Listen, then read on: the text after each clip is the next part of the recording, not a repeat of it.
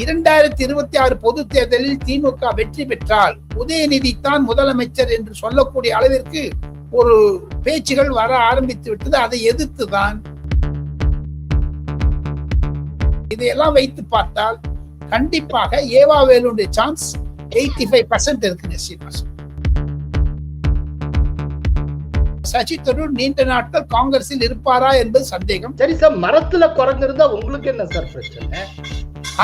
நன்னா கேட்டீங்க, அதான் கேள்வி. உத்தரப்பிரதேச எம்பிக்கள், பீகார் எம்பிக்கள் ஜெய் ஸ்ரீராம் அப்படின்ட்டு அந்த வாழைப்பழத்தை போடுறாங்க.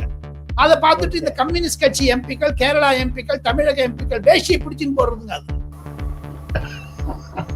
அது ஒரு கோலஹலாஸ் டிவி யூடியூப் சேனல். இது வாய்மையின் எக்காலம்.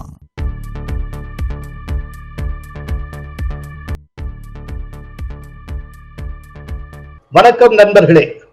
பரபரப்பான அரசியல் சூழலில் நம்முடைய விவாத அரங்கத்தில் டெல்லியில் இருந்து இணைகிறார் பத்திரிகை உலக ஜாம்பவான், உங்கள் அபிமானத்துக்குரிய டெல்லியார் ராஜகோபாலன்.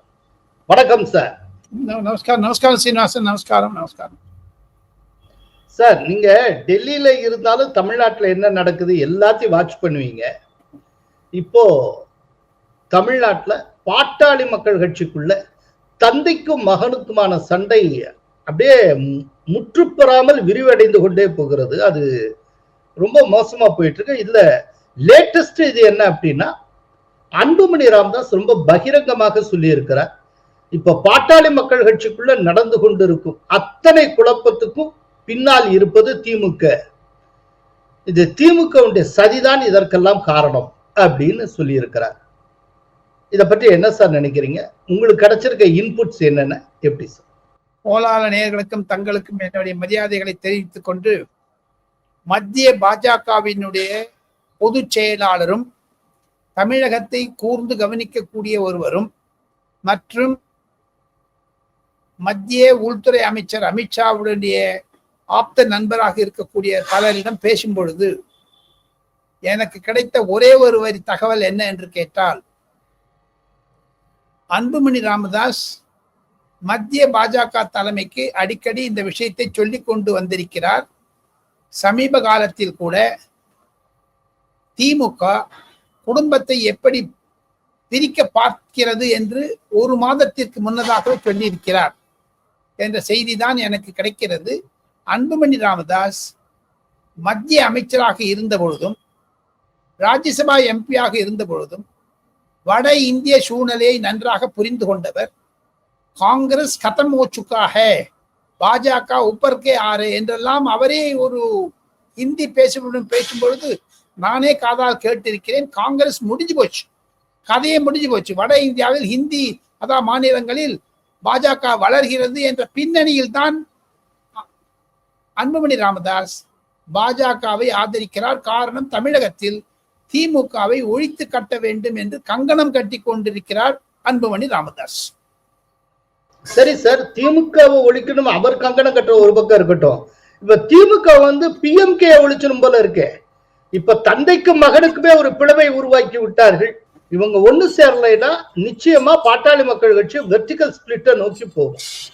அப்போ அப்படிப்பட்ட ஒரு சூழ்நிலையில அன்புமணி ராமதாஸ் என்டிஏல இருப்ப, ராம்தாஸ் பெரியவர் ராம்தாஸ் டிஎம்கே கூட்டணியில் இருக்கலாம். இப்ப காங்கிரசினுடைய தலைவர் செல்வ பெருந்தகை பேசி இருக்கிறார், ராம்தாஸை சந்தித்து இருக்கிறார். அவர் கூட்டணியில் இணையறது சம்பந்தமா ஸ்டாலின் முடிவெடுப்பார், இணைந்தால் மகிழ்ச்சிங்கிற மாதிரிலாம் சொல்லி இருக்கிறார். திடீர்னு பாட்டாளி மக்கள் கட்சியை விடுதலை சிறுத்தைகள் புகழ்கிறார்கள். நேற்றைக்கு வரைக்கும் பாமகவும் பிஜேபியும் இருக்கிற இடத்தில் நாங்கள் இருக்க மாட்டோம்னு திரும்ப சொல்லி கொண்டிருந்தார். பாமக இருக்கிற இடத்தில், பாஜக இருக்கிற இடத்தில் விடுதலை சிறுத்தைகள் இருக்காது, ஒரு காலத்திலும் இருக்காது. அரசியல் ரீதியாக எவ்வளவு பின்னடைவு ஏற்பட்டாலும் ஒருபோதும் இருக்க மாட்டார். இப்ப அவங்க நிலைப்பாட்டுல ஒரு மாற்றம் இருக்கு. இதெல்லாம் பார்த்தா இப்போ பிஎம்கே கூறு போட்டு ஒரு பகுதி திமுகவுடையும் ஒரு பகுதி என்டிஏவுடையும் போயிரும் போல இருக்கு சார். அது உண்மைதான். பாட்டாளி மக்கள் கட்சி இரண்டாக நடுவில் அதாவது வெர்டிகல் ஸ்பிளிட் இருப்பது உண்மைதான் சீனிவாசன். அதை பாஜக கூர்ந்து நோக்குகிறது. கண்டிப்பாக திராவிட முன்னேற்ற கழகம் இதில் பயனடையுமா என்று தெரியவில்லை. இருப்பினும் மத்திய பாஜக தலைவர்கள் கூறுவது என்ன என்று கேட்டால், பாட்டாளி மக்கள் கட்சி உடைந்தால் திராவிட முன்னேற்ற கழகத்தில் இருக்கக்கூடிய தோழமை கட்சிகளில் பல பிரச்சனைகள் உருவாகக்கூடும் அடுத்து வரக்கூடிய ஓரிரு மாதங்களில் என்பதுதான் மத்திய பாஜகவினுடைய அலசல். ஓகே சார், இதுக்கு மத்தியில டிஎம்கேக்கு புதிய பொதுச் செயலாளர் வருவார் அப்படிங்கிற மாதிரி நிறைய பேச்சு அடிபடுகிறது. இது பற்றி ஏதாவது தகவல்கள்? கண்டிப்பாக பாரதிய ஜனதா கட்சியினுடைய மார்கதர்ஷ் மண்டல் என்று சொல்லக்கூடிய வழிகாட்டு குழு என்று எப்படி நரேந்திர மோடி அவர்கள் ராஜ்நாத் சிங் பதவியேற்றவுடன் அடல் பிஹாரி வாஜ்பாயையும் மரியாதைக்குரிய லால் கிருஷ்ண அத்வானி, முரளி மனோகர் ஜோஷி போன்றவர்களை எல்லாம் ஒரு குழுவில் முதிய தலைவர்களை வழிகாட்டி குழு என்று வைத்தார். அதை காப்பி அடிக்கக்கூடிய அளவில் திராவிட முன்னேற்ற கழகம் இறம்பி இருப்பதில் இரண்டு முக்கிய செய்திகள் எனக்கு கிடைக்கின்றன டெல்லியில். ஒன்று, வியாழக்கிழமை 26ஆம் தேதி துரைமுருகன் அவர்கள் ஒரு நீண்ட கடிதம் எழுதியிருக்கிறார் முதலமைச்சருக்கு, தன்னுடைய உடல்நிலை குறித்தும் தான் விடுவிக்க வேண்டும் என்றெல்லாம் கூறி. அதிலிருந்து வரக்கூடிய செய்திகள் என்ன என்று கேட்டால், திராவிட முன்னேற்ற கழகத்தில் 3 முக்கிய நபர்கள் துரைமுருகன் இடத்திற்கு ஆவலுடன் போட்டியிட காட்டிக் கொண்டிருக்கிறார்கள். முதலாவதாக ஏவா வேலு, இரண்டாவதாக ஆ ராஜா, மூன்றாவதாக கேள்விப்பட போனீர்களானால் டி.ஆர். பாலு. டி.ஆர். பாலுக்கும் துரைமுருகனுக்கும் ஒரே வயது, மூத்தவர்கள், முதியவர்கள். அவரும் டி.ஆர். பாலுவும் வரக்கூடிய நாடாளுமன்ற தேர்தலில் அவருக்கு டிக்கெட் கிடைக்குமா கிடைக்காதா, அவரும் ஒரு வழிகாட்டு குழுவில் போனாலும் ஆச்சரியப்படுவதற்கில்லை. ஸோ ஆக மொத்தம் மத்திய அரசாங்கமும் சரி, மத்திய அரசியல் கட்சிகளும் சரி, திமுகவில் இருக்கக்கூடிய இந்த நிலைப்பாட்டை கண்டு கண்டிப்பாக ஒரு நூதனமான ஒரு முயற்சிகளை திமுக செய்ய முயலுகிறது என்றதைத்தான் அடித்தளமாக வைத்திருக்கிறது மத்திய பாஜக. அது என்ன என்று கேட்டால், மதுரையில் நடந்த மாநாட்டில் முருக பக்தர்கள் மாநாடு, அதற்கு முன்னதாக திராவிட முன்னேற்ற கழகத்தினுடைய பொதுக்குழு நடந்தது அல்லவா, அப்பொழுதிலிருந்து இந்த புகைச்சல் விரிசல் ஆரம்பமாகிவிட்டது என்று தான் நான் கேள்விப்படுகிறேன். காரணம், உதயநிதி அவர்களை மேடையில் உட்கார வைக்காமல் ஆடியன்ஸ்ல உட்கார வைத்ததை தவிர சில மூத்த தலைவர்கள் 2026 தொகுதி உடன்பாடு பற்றி தோழமை கட்சிகளுடன் உதயநிதி தலைமையில் தான் பேசுவார்கள் என்று ஒரு சலசலப்பு வந்தவுடன் சில மூத்த தலைவர்கள் அதை எதிர்த்திருக்கிறார்கள், தோழமை கட்சிகள் உள்பட. இதிலிருந்து பார்த்தால் கூடவே திமுகவுடைய பொதுக்குழு முடிந்த சூட்டோடு சூடாக மாறன் பிரதேச இருக்கக்கூடிய மாறன் அண்ணன் தம்பிகளுடைய உரசல் வெளியே வந்தது. அதை தவிர திமுகவிற்கு அவப்பெயர் அதிகமாக வருகிறது என்றதெல்லாம் ஒரு மூடி மறைப்பதற்காக 2026 பொது தேர்தலில் திமுக வெற்றி பெற்றால் உதயநிதி தான் முதலமைச்சர் என்று சொல்லக்கூடிய அளவிற்கு ஒரு பேச்சுகள் வர ஆரம்பித்து விட்டது. அதை எதிர்த்துதான் துரைமுருகன் அவர்கள் இந்த நிலைப்பாட்டை எடுத்திருக்கிறார்கள் என்பதுதான் சில திமுக எம்பிக்கள் டெல்லியில் பல பாஜக தலைவர்கள் மட்டுமல்ல பத்திரிகையாளர்களும் சொல்லுவது. ஓகே, இப்போ ஏவாவேலு ஆராசா இவங்க 2 பேர் தான் சாய்ஸ் தான். இந்த 2 பேருக்குள்ள யாருக்கு அதிக சாய்ஸ்? ஏவாவேலு. காரணம் என்ன என்று கேட்டால், முதலமைச்சர் மூலமாக முதலமைச்சருடைய ஆதரவுடன் கடந்த 2 மாதங்களாக பல திமுக உட்கட்சி பிரச்சனைகளை எல்லாம் தீர்வு காண்பதற்கு ஏவாவேலுவை தான் முதலமைச்சர் உபயோகப்படுத்துகிறார். இதையெல்லாம் வைத்து பார்த்தால் கண்டிப்பாக ஏவாவேலுடைய சான்ஸ் 85% இருக்குங்க சீனிவாசன், பொதுச் செயலாளர் திமுகவா. அதற்கு முன்னதாக கூட திமுகவில் இருக்கக்கூடிய உயர்மட்ட குழு ஓரிரு நாளில் கூடி திமுக பொதுச் செயலாளர் தேர்ந்தெடுக்கக்கூடிய ஒரு சூழ்நிலையை திராவிட முன்னேற்ற கழகத்தினுடைய தலைவர்கள் முற்கொண்டிருக்கிறார்கள் என்றும் நான் கேள்விப்படுகிறேன் டெல்லி. சார், இதுக்கு மத்தியில சசி தரூர் மோடியை ரொம்ப நெருங்குகிறார், இது ஒண்ணு. இன்னொரு பக்கம் பாத்தீங்கன்னா அண்மை காலமா ஜெய்சங்கரை பத்தி ரொம்ப பேச்சே அடிபடல. ரொம்ப ஆச்சரியமா இருக்கு. பலவிதமான மாற்றங்கள், ஏதாவது ரசாயன மாற்றங்கள் நடந்துகிட்டு இருக்கா? என்ன சார்? சசி தரூர் அவர்கள் கேரளாவினுடைய முதலமைச்சராக வேண்டும் என்று ஆசைப்பட்டார். அது நடக்கவில்லை. KC வேணுகோபால், ரமேஷ் சென்னித்தலா போன்றவர்கள் அவர் ஒதுக்கி விடுகிறார்கள். இருப்பினும் நாடாளுமன்றத்தில் நரேந்திர மோடி அவர்கள் எதிர்த்து பேசியதே கிடையாது சசி தரூர். இருப்பினும் நரேந்திர மோடி சமீபத்தில் விழுங்கியம் துறைமுகத்தை திறக்க பொழுது கேரளாவிற்கு, திருவனந்தபுரத்திற்கு சசி தரூரை தட்டி கொடுத்து அவருடன் குறைந்தது 5-10 நிமிடங்கள் தனியாக பேசிக் கொண்டிருந்தது பின்னணியில் சசி தரூரை அமெரிக்க நாட்டிற்கு அனுப்பதனுடைய பின்னணியில் ஆபரேஷன் சிந்தூருடைய வெற்றி பற்றி பேசுவதற்கு அதையெல்லாம் பார்த்து காங்கிரஸில் ஒரு கிளி பிடித்து விட்டது சீனிவாசன். சசி தரூர் திடீரென்று ரஷ்யாவிற்கு அனுப்பப்பட்டார். அந்த ரஷ்யாவிற்கு போகக்கூடிய மத்திய மந்திரி ஒருவரை நிறுத்தி பிரதமர் செயலகம் ரஷ்யாவிற்கு, காரணம் சசி தரூர் நன்றாக பிரெஞ்சு பேசுவார்.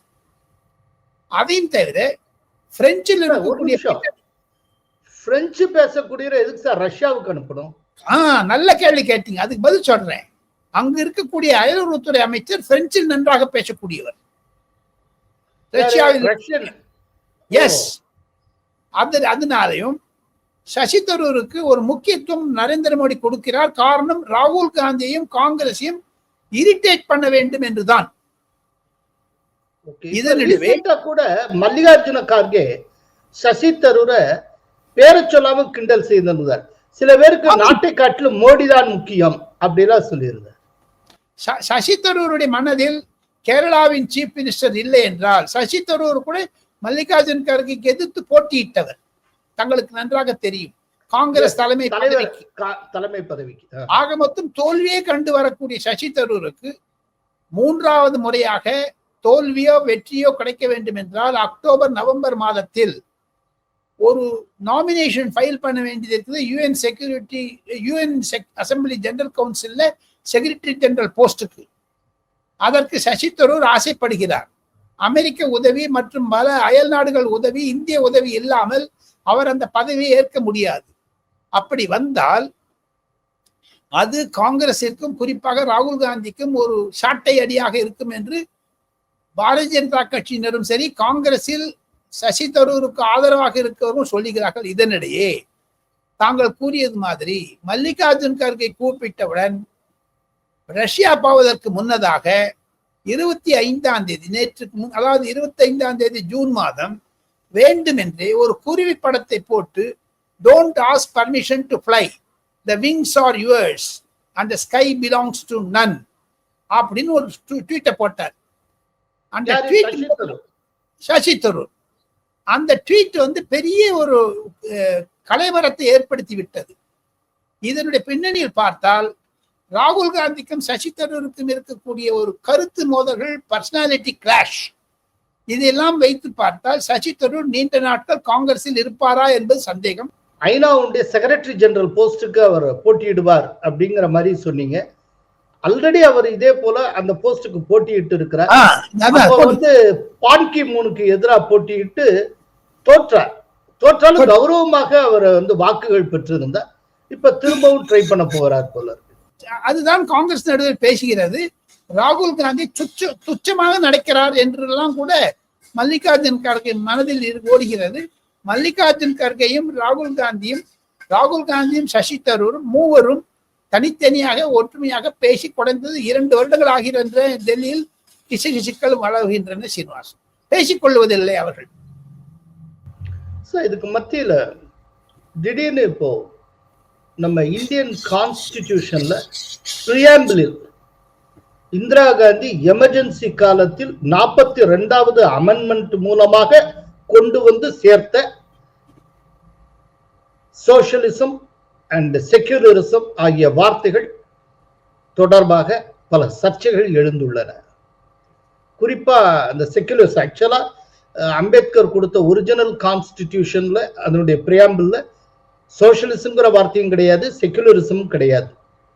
எமர்ஜென்சி இருந்தப்பதான் 1976ஆம் ஆண்டு 42வது அமெண்ட்மெண்ட் மூலமா இந்திரா காந்தி கொண்டு வந்தாங்க.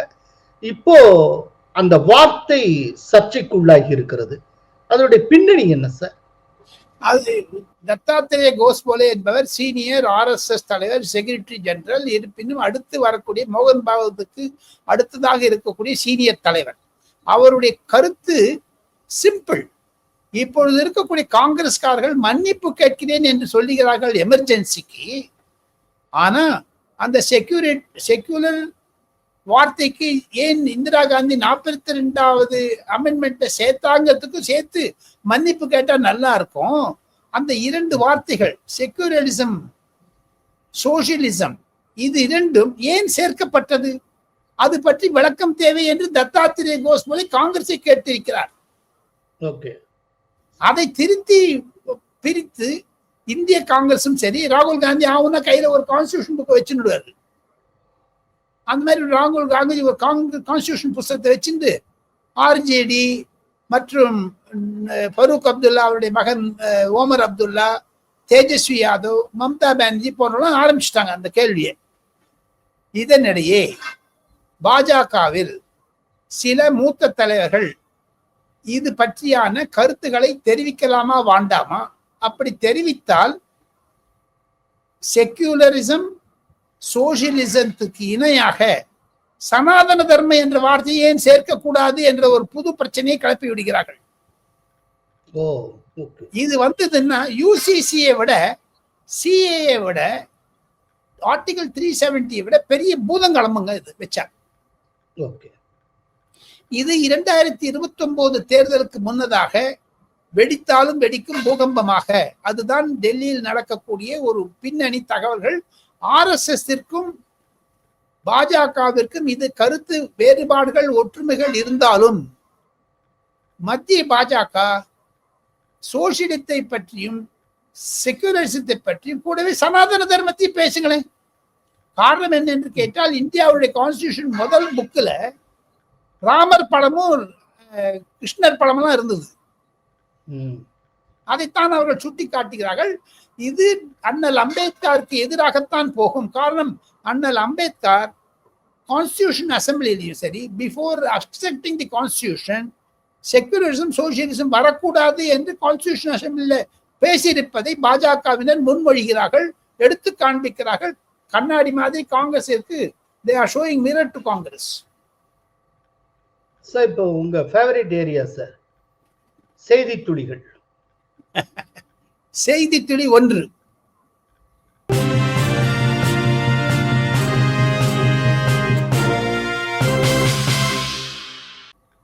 நாடாளுமன்றத்தில் புதியதாக கட்டப்பட்டிருக்கக்கூடிய ஒரு கட்டிடம், அதன் மூலமாக சபாநாயகருக்கு இருக்கக்கூடிய தலைவலிகள். காரணம் என்ன என்று கேட்டால், அந்த பாராளுமன்றத்தினுடைய மைய அமைப்பை பற்றி சொல்ல வேண்டும் என்றால், கோலால நேயர்களுக்கு ஒரு ரோடு பிளாக் பண்ணிருக்காங்க. அந்த ரோடு வந்து டிரான்ஸ்போர்ட் பவன் என்று சொல்லக்கூடிய அளவு அது ஒரு இருக்கு. யாராவது டெல்லி தெரிஞ்சவங்க ரஃபி மார்க்குக்கும் டிரான்ஸ்போர்ட் பெரிய ரோடை க்ளோஸ் பண்ணிட்டு அதுல கட்டடத்துக்கு கட்டியிருக்காங்க. அங்க கட்டிடத்தின் மூலமாக 100 வருடங்கள் 200 வருடங்கள் முன்னதாக இருந்த மரங்கள், சில இளந்தம்பழ மரம், அரச மரம், இதெல்லாம் இருக்குங்க. குறைஞ்சது ஒரு 200-300 மரம் இருக்கும் சீனிவாசன். அது சபாநாயகர் ஓம் பிர்லாவிற்கு பல எம்பிக்கள் கடிதம் எழுதியிருக்கிறார்கள்.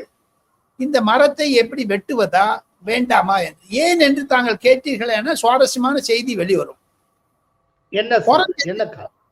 ஒரு 4000 குரங்கு இருக்கு சீனிவாசன் அந்த மரத்துல. ஆமா, அந்த பாராளுமன்றத்திற்கு, புதிய பாராளுமன்றத்திற்கு 2 நுழைவாயில்கள். ஒன்று ரயில் பவன் மூலமாக, ஒன்று டிரான்ஸ்போர்ட் பவன் மூலமாக. இந்த டிரான்ஸ்போர்ட் பவனுக்கும் பத்திரிகை உலகமான இந்த INS பில்டிங் ஒன்று இருக்கு அந்த பக்கத்தையே.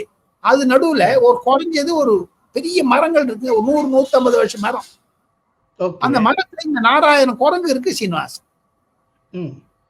சரி சார், மரத்துல குரங்கு இருந்தா உங்களுக்கு என்ன சார் பிரச்சனை? நன்னா கேட்டீங்க. அதான் கேள்வி கேட்டேன். அது என்ன விட்டுருங்க, ஓம் பிர்லாக்கு என்ன பிரச்சனைன்னு கேளுங்க. ஓம் பிர்லாவுக்கு என்ன பிரச்சனை? தினம் ஒரு 10 MP லெட்டர் போட்டிருக்காங்க அவருக்கு தன்னுடைய கடிதங்கள் மூலமாக இந்த குரங்குகளை விரட்டி அடிக்க வேண்டும், சோறு கட்டலாமா, கம்பி போடலாமா என்று. இல்ல என்ன காரணம், எதுக்காக விரட்டி அடிக்கணும்? அது நாடாளுமன்றத்துக்கு வந்துருதா? இது கோலால நேயர்களுக்கு ஒரு ருசிகர தகவல், அதைத்தான் ஒரு உசிப்பி விடுகிறேன் நான். அதெல்லாம் அந்த எம்பியினுடைய வேஷ்டியை கட்டி பிச்சுன்னு போயிருதுங்க, கையில எடுத்துன்னு வர லேப்டாப், ஏதாவது பேக் இருந்தா எடுத்துன்னு போயிருது, அதாவது பசிக்கிறது, ஏதாவது சாப்பிட தருவான்னு கேட்கறது பாக்குறதுங்க. ஒரு எம்பியினுடைய மூக்கு நடிகை எடுத்துன்னு போயிடுச்சு. அந்த மந்திரிகள் இறங்கக்கூடிய இடமான கிரிராஜ் கிஷோர் என்று, கிரிராஜ் சிங் என்று சொல்லுவர், அவர் காரில் இருந்து இறங்குகிறார், அவருடைய பிஏக்கள் இறங்குகிறார்கள், சில மத்தியானத்துக்கு சாப்பாடு போட்டு கொண்டு வர்றாங்க, அதை பிச்சுன்னு போயிடுச்சுங்க. அந்த குரங்கு ஒரு குட்டி பிரிந்து, குட்டி குரங்கு தான் ரொம்ப, பெரிய குரங்கு வாய மூட்டின்னு இருக்கும். இந்த சின்ன குரங்கு பண்ற அட்டகாசம் இருக்கு பாருங்க, அது ரொம்ப கஷ்டமா இருக்கு. இது நடுவுல உத்தரப்பிரதேச எம்பிக்கள், பீகார் எம்பிக்கள் அந்த குரங்குனா வாழைப்பழத்தை வேற போடுறாங்க குழந்தை. அவங்கள ராம பக்தர்களா, ஜெய் ஸ்ரீராம் அப்படின்ட்டு அந்த வாழைப்பழத்தை போடுறாங்க. அதை பார்த்துட்டு இந்த கம்யூனிஸ்ட் கட்சி எம்பிக்கள், கேரளா எம்பிக்கள், தமிழக எம்பிக்கள் வேஷ்டியை பிடிச்சின்னு போடுறதுங்க. அது ஒரு அது ஸ்பீக்கர் லோக்சபாக்கு இந்த 21ஆம் தேதி ஜூலை மாதம் நடக்கக்கூடிய நாடாளுமன்ற கூட்டத்தில் இது ஒரு பெரிய பிரச்சனையாக வெடிக்கும். அவங்க சொல்றாங்க, ஒரு லங்கூர்னு ஒரு குரங்குக்கு எதிராக ஒரு பிராணி இருக்கிறதுங்க, அதை ஒரு 5-6 வச்சு அது குரங்கு பயந்து போயிடும் அதை பார்த்துட்டு. அது இல்லைன்னா சில பேர் அந்த குரங்கு பிடிப்பவர்கள் ஊளையிடுவார்கள், குரங்கு மாதிரி கத்துவாங்க, அதை பார்த்துட்டு ஓடி போயிடும். இது நடுவில் ஜன்னல் மாதிரி வச்சு கதவு போடலாம், எவ்வளவு பெரிய கதவு போடுவீங்க நீங்க? அது எங்க இருந்து குதிச்சு உள்ள வந்துடுறது. அது எம்பி காரனுடைய இருக்கக்கூடிய அந்த வைப்பர் இருக்கு பாருங்க, கார்ல இருக்க வைப்பர், அதெல்லாம் கீழ்ச்சி போட்டுருது. அது அந்த குரங்கு கண்ணாடி இது ஒரு பெரிய பிரச்சனையாக இருக்கிறது. இது அந்த வட இந்திய எம்பிக்கள் அதை பற்றி ஒன்னும் தொடக்கூடாதுங்கிறாங்க. மேனகா காந்தி பிராணிகளை தொடக்கூடாதுன்னு சொல்றாங்க. இது ஏதாவது சில துப்பாக்கி வச்சு எப்படி சுட்டு இருந்தாங்கன்னா அதை பார்த்துட்டு ஓடுறது, பட் இருந்தாலும் திரும்பி வந்துடுறதுங்க கொஞ்ச நாள்ல. ஆக மொத்தம் இந்த குரங்கு பிரச்சனையை எப்படி சபாநாயகர் சமாளிக்க போகிறார் என்பதுதான் செய்தி துளி 1. செய்தி துளி 2.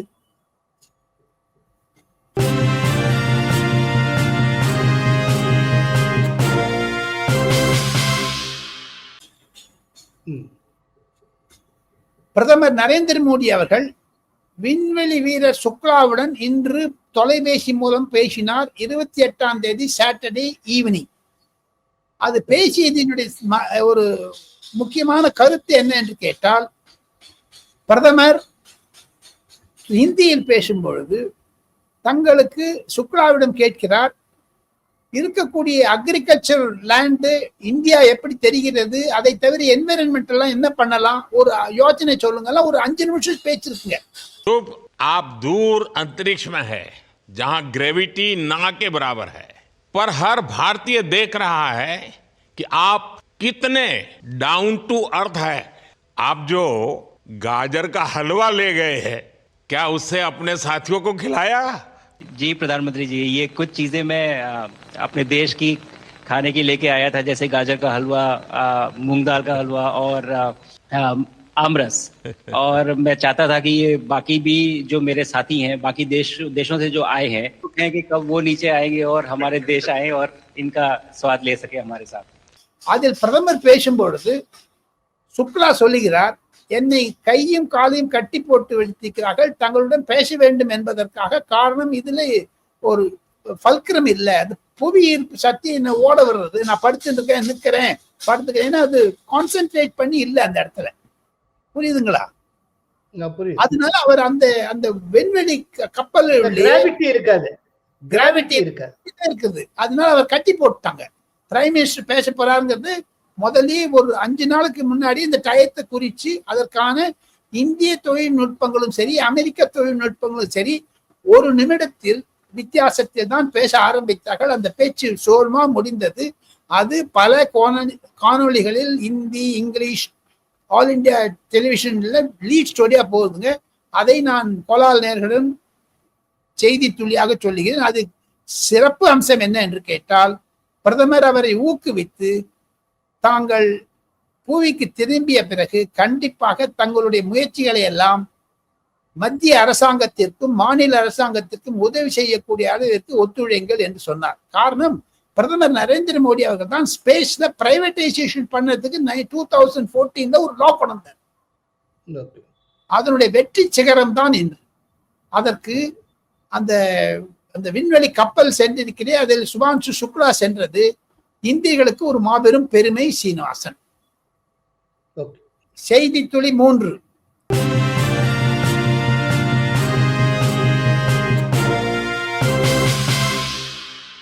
தமிழக பாஜகவினுடைய 2026 தேர்தலுக்கு ஒருங்கிணைப்பதற்காக முழு பொறுப்பையும் அமித்ஷா ஏற்றுக்கொண்டு விட்டார்.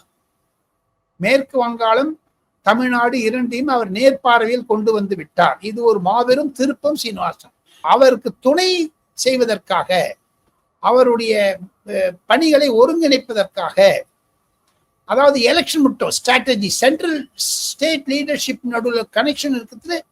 பியூஷ் கோயல் மத்திய மந்திரி அவர்களையும் தர்மேந்திர பிரதானையும் அவர்களும் போட வேண்டும் என்று அமித்ஷா பரிந்துரை செய்திருப்பதாகத்தான் இருக்கிறது டெல்லியில்.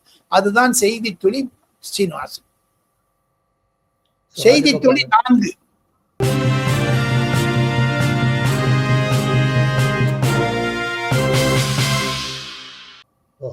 மிக மிக ருசிகரமான தகவல்.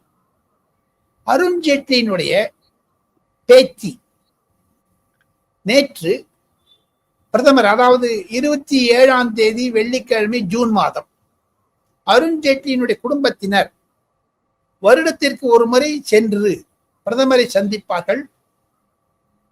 சங்கீதா ஜெட்லி, ரோஹன் ஜெட்லியினுடைய மனைவி சோனாலி ஜெட்லி, அதையும் தவிர குழந்தை அருண்ஜேட்லியுடைய பேரக்குழந்தை. துரதிருஷ்டவசமாக அவர் அந்த பேரக்குழந்தை பார்க்கவில்லை. இருப்பினும் வருடத்திற்கு ஒரு முறை அருண்ஜேட்லியுடைய குழந்தையை நான் பார்க்க வேண்டும் என்று பிரதமர் நரேந்திர மோடி ஆசைப்பட்டதனால் பிரதமர் நரேந்திர மோடி அருகில் அதை வைத்து பிரதமர் நரேந்திர மோடியே அந்த குழந்தையுடன் நான் போட்டோ எடுத்துக் கொள்ள வேண்டும் என்று சொன்னார். ராஜகோபாலன் நிறைய பணிகளுக்கு மத்தியில் விவாத அரங்கத்துக்கு வந்திருந்து நிறைய கருத்துக்களை சொல்லி இருக்கிறீர்கள். நன்றி, வணக்கம். கோலஹலாஸ் டிவி யூடியூப் சேனல், இது வாய்மையின் எக்காலம்.